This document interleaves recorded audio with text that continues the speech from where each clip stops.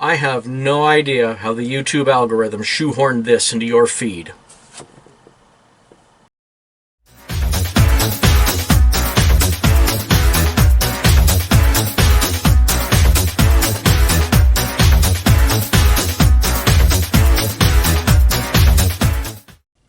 Hi, my name's Bryan, and I'm talking to you from inside this Ectomobile to prove that I can see over the steering wheel. My friend Eric and I built this Ectomobile replica back in 2010, and we did it for ourselves, just for the fun of it, just for enjoyment, for driving around with our friends at Comic-Con, not as a business or for profit. It was just a fun project. And in 2013, we did a video for Crave Online, which I think is now called Mandatory, and they covered movie cars and things like that, and one of the things they did was talk to Sean Bishop and myself about our two respective Ectomobiles. Well, somebody had asked me in the comments, why don't you show us more about the details of what's inside? And I said yes, and I never got around to it. I always wanted to, I just didn't have time. Well, here we are in March 2021. I got a little older, a little fatter, a little funnier looking, also a little fatter, possibly shorter, definitely fatter. I never got around to making that video, and I really want to showcase what's in here because what Eric and I built is done to like a Disney Imagineer level of doing things, details in places that you wouldn't expect to find details. Things that appear to be static props are actual working items, and everything on here does something. I always wanted to take a movie car to the next level, and I'd like to think we did. I love everybody else's movie cars, and I'm not going to get into competition about whose is better, just this is about our car and the details that are in it. And on that note, I thought I was going to be making a few videos to show you what was inside, but Eric and I have decided it's time to sell the car.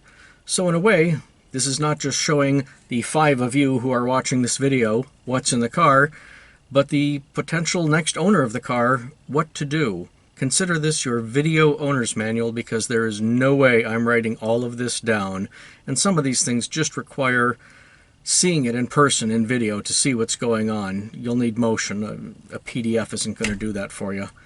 So I'm going to break these videos into multiple episodes. That way I can handle each piece in mercifully small chunks. That having been said, there's still a lot to talk about. I will probably talk until I'm tired of hearing my own voice, which I'm there right now. The first 2 episodes will be about the history of the car in general and what Eric and I went through to build this magnificent vehicle that turns heads everywhere it goes. And for the 5 of you that are watching, thank you, but if one of you watching is going to be a bidder on this car or is going to be the next owner, I hope this serves as your owner's manual and an understanding of the history and the background of this wonderful car that you are now the captain of. Why are we selling it? Typically, people are going to sell a car because it's broke or they're broke. Well, nothing could be further from the truth. Eric and I are doing fine, and as for the car, it's never run as good as it has in the last 5 years. We've had that thing dialed in. In fact, it's probably never run so well in the history of this car's life as it has in the last 5 years. We're just not using it. The last 2 years we haven't done much with it, and maybe our interest in Ghostbusters has kind of waned a little bit over the years. Keep in mind, Eric and I have been throwing on proton packs and running around comic conventions since the early 2000s, so, you know, after 20 years of this, maybe it's time for somebody else to own the car and take it on their own adventures. And that brings me to my next point, what to expect. It's an adventure car, not a museum piece. That belongs in a museum! Absolutely not. It's the cheers, not the mileage. This car was meant to be on the road, having an adventure, going places, meeting people, doing things, not stowed away in a museum to be admired as a static piece. Unlike most 59 Cadillacs, the real value of an Ectomobile is being on the road. It definitely picks up a little road wear and it won't qualify for any museum. But the looks on people's faces are worth it every time. Over the last 11 years, our car has verified itself roadworthy in one of the world's most infamous proving grounds, the freeways of Southern California. Shooting at officers right now. A wild chase on the streets and highways in and around Los Angeles. Far be it for me to imply that Southern California freeways are dangerous, but we do have relatively few bullet holes for a car this age. Also, unless you enjoy spending quality time with tow trucks, performance is more important than looks. Now, we do our best to keep up the car's appearance, but road wear alone has assured irregularities in the paint and chrome, so don't expect that museum car we were talking about. The thing about Southern California is if you can drive a car here, or jump it, or fly it, whatever, then you can travel almost anywhere. Here in San Diego, we have our own unique set of obstacles that have kept us doing minor bodywork here and there, but in the end, she performs like a tank. And by that, I mean it gets about 9 miles per gallon.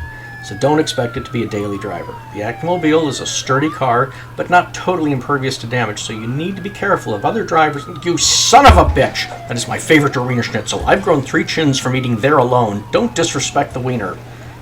Wait, that didn't sound right. Back to the 405. So, in the last 11 years, we've driven 15,500 miles on a 1959 Cadillac. That is no small accomplishment and a testament to this car's ability. I'm not going to call it reliable transportation, but I'd be hard-pressed to find any other 1959 Cadillac that could do something like...